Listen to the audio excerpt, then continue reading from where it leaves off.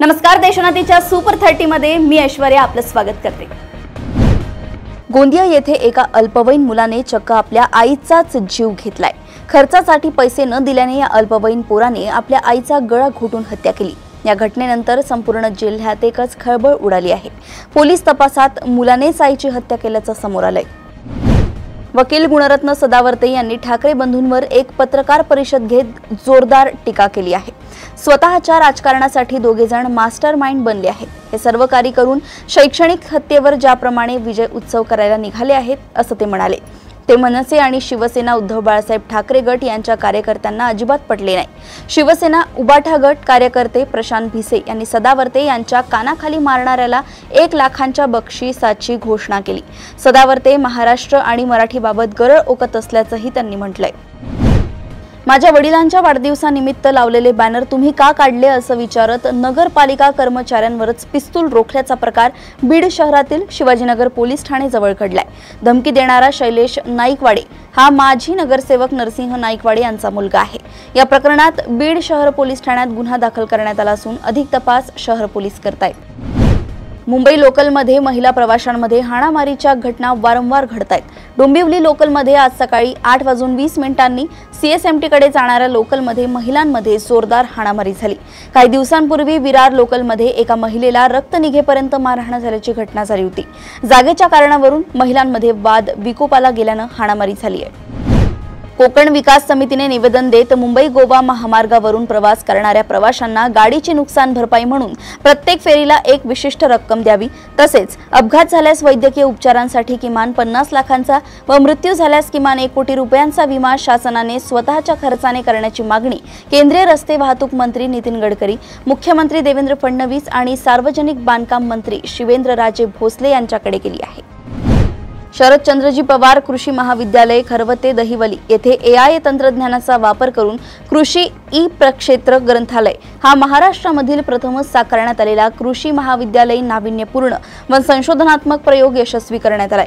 27 जून रोजी चिपळूण संगमेश्वर विधानसभा आमदार संघाचे आमदार शेखर निकम व महाविद्यालयाचे प्राचार्य डॉक्टर सुनीत कुमार पाटील यांच्या उपस्थितीत या ग्रंथालयाच्या वेब पोर्टलचं उद्घाटन पार पडले। आषाढी एकादशी निमित्त पंढरपूर येथे विठुरायाच्या दर्शनासाठी येणाऱ्या लाखो भाविकांच्या सेवेसाठी एसटीच्या 5200 बसची व्यवस्था करण्यात आली आहे। या बस घेऊन येणारे चालक, वाहक, बसगाड्यांची देखभाल करणारे यांत्रिक कर्मचारी, सर्वांना मार्गदर्शन करणारे पर्यवेक्षक व अधिकारी यांच्या चहा, नाश्ता व जेवणाची व्यवस्था मोफत करण्यात आली आहे, अशी माहिती परिवहन मंत्री व एसटी महामंडळाचे अध्यक्ष प्रताप सरनाईक यांनी दिली आहे। वाहतूक पोलिसांकडून ई-चलन दंड आकारण्यात येतोय, ते ई-चलन रद्द करण्यात यावं, तसंच अन्यायकारक दंड वसूल थांबवण्यात यावा। या मागणीसाठी राज्यातील सर्व माल प्रवासी वाहतूकदार संघटनेच्या वतीनं मंगळवारी मध्यरात्रीपासून बेमुदत चक्का जाम आंदोलन पुकारण्यात आलंय, अशी माहिती महाराष्ट्र राज्य माल आणि प्रवासी वाहतूक संघटनेचे अध्यक्ष बाबा शिंदे यांनी दिली आहे। शासनाच्या उदासीनतेविरोधात अखेर राष्ट्रीय आरोग्य अभियानांतर्गत काम करणाऱ्या हजारो कंत्राटी कर्मचाऱ्यांनी राज्यभरात सोमवारी जोरदार आंदोलन केले। गेली 15 ते 20 वर्षे आरोग्य व्यवस्थेचा कणा बनून कार्य करणारे हे कर्मचारी आजही कंत्राटी स्वरूपातच काम करत असून शासनाच्या दुर्लक्षामुळे त्यांच्या न्याय्य मागण्या धूळ खात गेल्या आहेत। आता तत्काळ या प्रकरणी निर्णय न झाल्यास आंदोलन तीव्र करण्यात येईल, असा इशारा राष्ट्रीय आरोग्य अभियान एकीकरण समितीने दिलाय। नागपूर ते गोवा प्रस्तावित शक्तीपीठ महामार्गाविरोधात कृती समितीच्या वतीनं आज पुणे बँगलोर राष्ट्रीय महामार्गावरील पंचगंगा नदी पुलाजवळ महामार्ग रोखण्यात आला। एकच जिद्द, शक्तीपीठ रद्दच्या घोषणा देत जिल्ह्यातून आलेल्या शेतकऱ्यांनी महामार्गाला कडाडून विरोध दर्शवलाय। या आंदोलनामुळे राष्ट्रीय महामार्ग सुमारे 2 तास ठप्प झाला होता। मोर्शी येथे मायक्रो फायनान्स कंपनीच्या दुचाकीस्वार मॅनेजरला 12.39 लाख रुपयांनी लुटण्यात आलं होतं। त्या प्रकरणी स्थानिक गुन्हे शाखा पोलिसांनी 7 जणांना ताब्यात घेतलंय। त्या मायक्रो फायनान्स कंपनीच्या आजी-माजी कर्मचाऱ्यांनीच लुटीचा तो प्लॅन रचल्याची माहिती उघड झाली आहे। ताब्यात घेतलेल्यांमध्ये एका विधी संघर्षित बालकाचाही समावेश आहे। अटक 6 आरोपींकडून एकूण 5.60 लाख रुपयांचा मुद्देमाल जप्त करण्यात आलाय। जळगावमधील तरुणीला नोकरीच्या आमिषाने नाशिकला नेत काही जणांनी तिचं कोल्हापूरच्या मुलाशी परस्पर लग्न लावून देण्याच्या प्रकरणाला वेगळंच वळण लागले। या प्रकरणात आता मुलीशी लग्न केलेल्या मुलानेच वधू आणि मध्यस्थांविरुद्ध तक्रार दिली आहे। पोलिसांनी या प्रकरणात आता 5 जणांना अटक केली आहे। आतापर्यंतच्या तपासातून मुलाच्या फसवणूक प्रकरणात मुलीच्या आईचाही सहभाग असल्याचं समोर आलंय। मुलीचे लग्न करण्यात आल्याचे आईला आधीच माहिती होतं, वडिलांना मात्र याची कोणतीही कल्पना नव्हती। संजय राऊत यांनी लिहिलेल्या स्क्रिप्ट ईडीकडे परत मागत मुंबई सत्र न्यायालयातील विशेष कोर्टात अर्ज सादर केलाय। ठाकरे 2 नंतर जॉर्ज फर्नांडिस यांच्या जीवनावर आधारित सिनेमा काढण्याची संजय राऊत यांनी तयारी केली होती। मात्र कथित पत्राचार घोटाळा प्रकरणी ईडीनं केलेल्या छापेमारीत राऊतांच्या घरातून अनेक कागदपत्र जमा करत ताब्यात घेतली होती।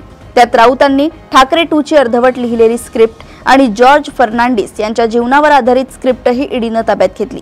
तसेच त्या स्क्रिप्ट सोबत सिनेमासाठी लागणाऱ्या बजेटचा हिशेब असलेला कागदही होता, तो देखील ईडीनं वेगळ्या संशयानं ताब्यात घेतल्याचा संजय राऊत यांनी आपल्या अर्जात उल्लेख केलाय।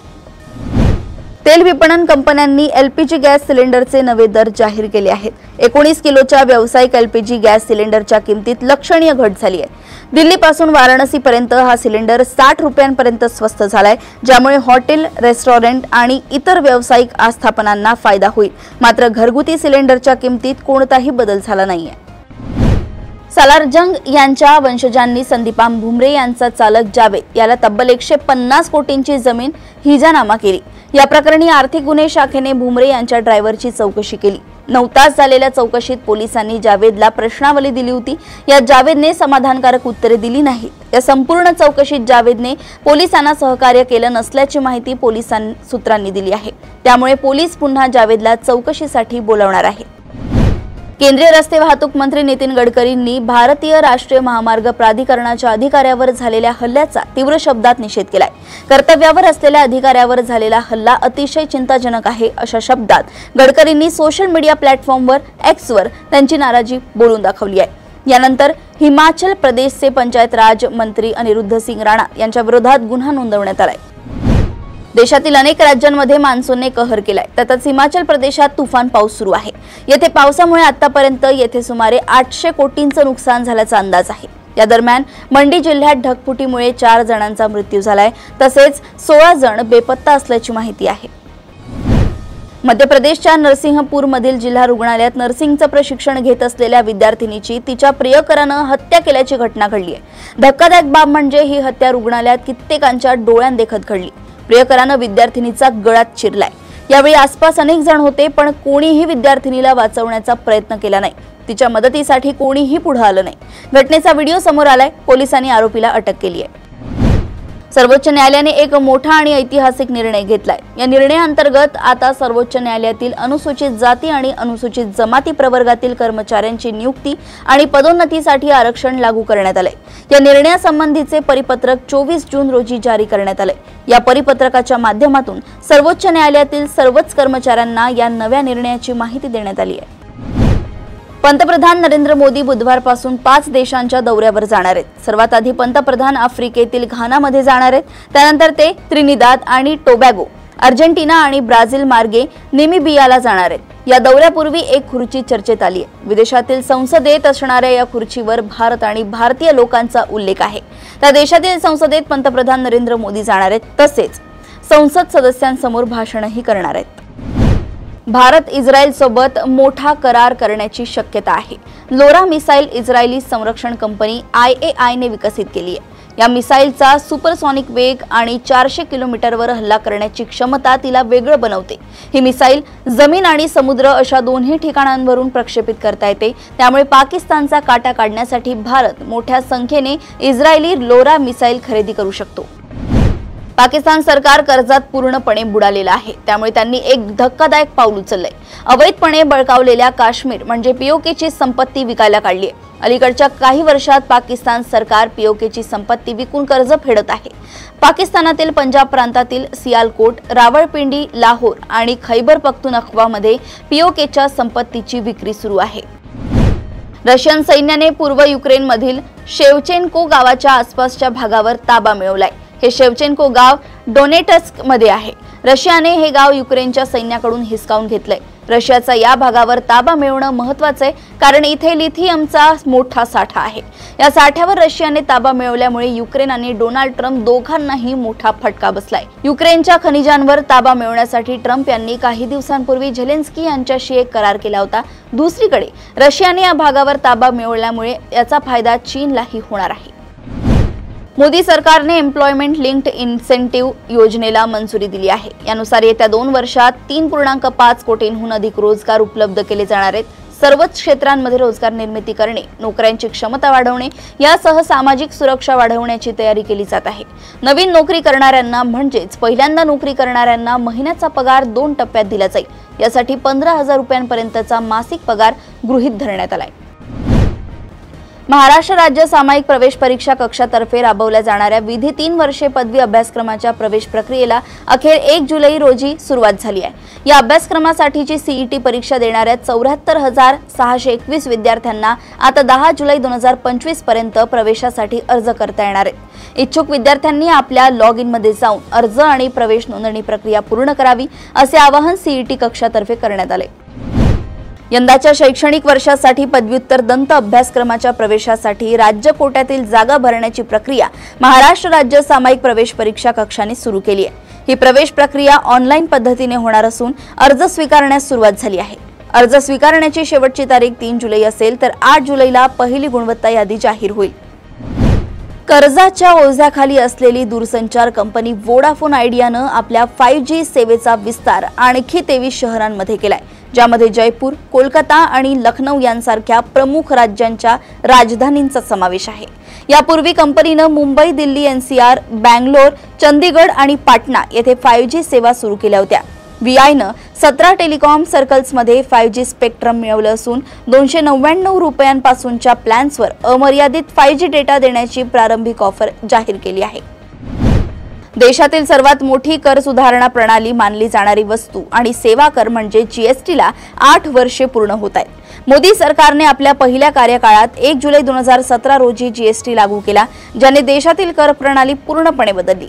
या काळात जीएसटी संकलनाने मागचे सगळे रेकॉर्ड मोडीत काढले आहेत। 2024 ते 25 या आर्थिक वर्षात ते विक्रमी 22.08 लाख कोटी रुपयांपर्यंत पोहोचले आहे। 2020 ते 21 या आर्थिक वर्षात हे संकलन 11.37 लाख कोटी रुपये होतं। एक हृदयस्पर्शी गोष्ट लवकरच रुपेरी पडद्यावर येत आहे, ती म्हणजे मनाचे श्लोक। त्या अनुषंगाने काही दिवसांपासून मृण्मयी देशपांडे 6 पुरुष कलाकारांबरोबर दिसणार असल्याच्या बातम्या सोशल मीडियावर झळकत होत्या। अखेर या चर्चेला पूर्णविराम मिळत चित्रपटाचे लक्षवेधी पोस्टर प्रेक्षकांच्या भेटीला आले आहे। या दोघांच्या नात्याचं गूढ काय आहे? ते प्रेमात आहेत की एखाद्या निर्णयाच्या उंबरठ्यावर? लग्न, नातेसंबंध आणि आयुष्याकडे पाहण्याच्या दृष्टिकोनांमध्ये कोणते मतभेद आहेत, हे गौड बंगाल मनाचे श्लोक मधून उलगडणार आहे। बॉबी डार्लिंग यांनी सांगितलंय की त्यांनी एका माजी क्रिकेटर सोबत 1 नाईट स्टँड केलाय। बॉलिवूड ठिकाणाला दिलेल्या मुलाखतीत बॉबी यांनी या क्रिकेटरचं नावही उघड केलंय। सोशल मीडियावर ही मुलाखत प्रचंड व्हायरल होत आहे। बॉबी यांनी ज्या माजी भारतीय क्रिकेटरचं नाव घेतलंय ते दुसरं कोणी नसून मुनाफ पटेल होते। बॉबी डार्लिंग म्हणाल्या की त्यांनी याबाबत मीडियाला सांगितलं होतं, त्यामुळेच त्यांचं नातं तुटलंय। अशाच सुपर 30 बातम्या जाणून घेण्यासाठी बघत रहा देशोन्नती। नमस्कार।